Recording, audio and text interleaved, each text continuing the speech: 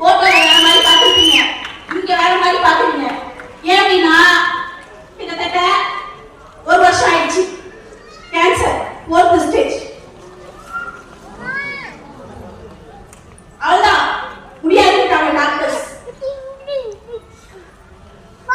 நான் அழுகுறேன். பாப்பாக்கு ரொம்ப பிரம்மாண்டமா கல்யாணம் பண்ணினேன்.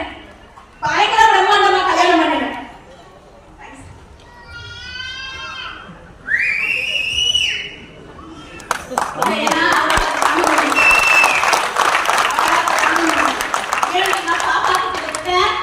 ஒரு 25 லட்சம் ரூபாயில செம்ம கிராண்டா சொந்தம் வந்த அத்தனை பேரும்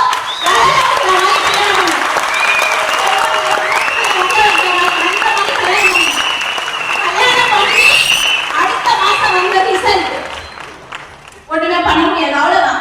ஏன்னா போயிட்டாங்க. லாஸ்ட் ட்ரை பண்ணி பார்க்கலாம். அவ்வளவுதான். அதான் சொன்னேன், டோட்டல் அகைன் உடையிற ஸ்டேஜ்.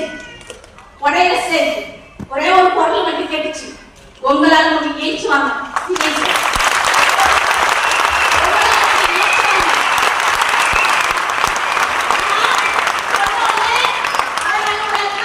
ஒரு கட்டத்துல என்னால அதை தாங்க முடியாம அவர்கிட்ட நான் ஷேர் பண்றேன்.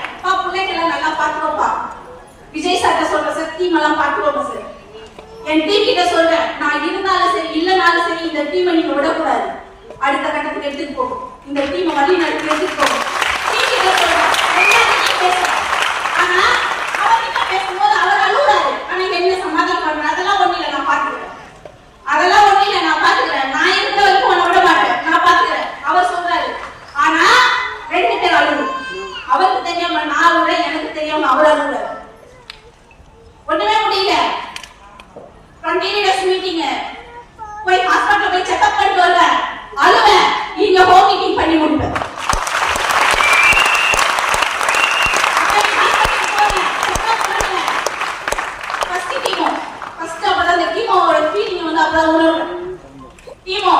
எந்திரிக்க முடியல, நடக்க முடியல, அப்படியே வாங்கிட்டு வருது. முடியெல்லாம் கொட்டி மொட்டை அடிக்கிறேன். மொட்டை அடிச்ச மறுநாள் கண்டினியூஸ் மீட்டிங் போய் பண்ணிட்டு வரேன்.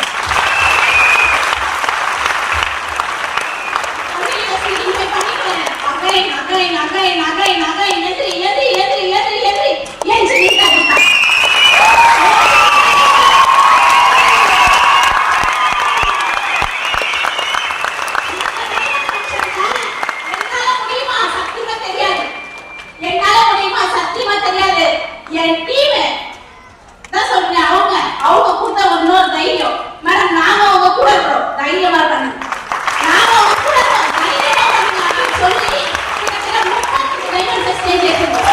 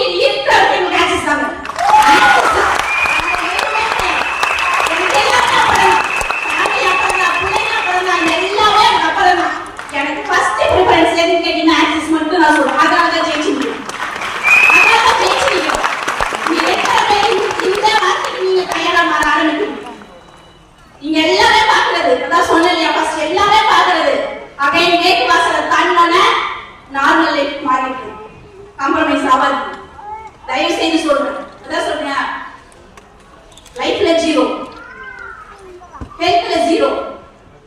நான் நினைச்சேன் அப்படின்னா எல்லாமே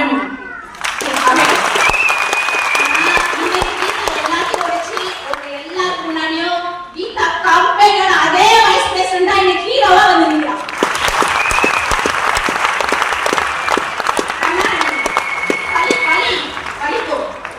வலிப்போம் தூக்கி வச்சுட்டு குடும்பத்துக்காகவும் பிளஸ் உங்களை நம்பி வந்த அந்த டீமுக்காகவும்